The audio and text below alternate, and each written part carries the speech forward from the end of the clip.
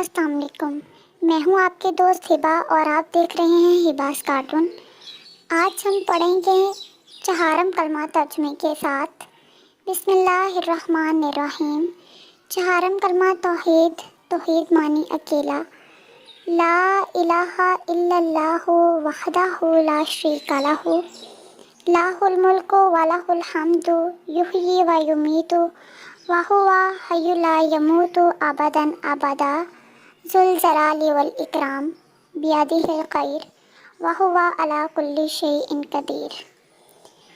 اللہ تعالیٰ کے سوا کوئی معبود نہیں، وہ اکیلا ہے، اس کا کوئی شریک نہیں، اس کی بادشاہی ہے اور اسی کے لیے تمام تعریفیں ہیں۔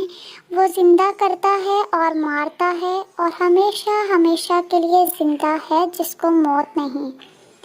عظمت اور بزرگی والا ہے، اسی کے ہاتھ میں ہے خیر و برکت اور وہ ہر چیز پر قادر ہے۔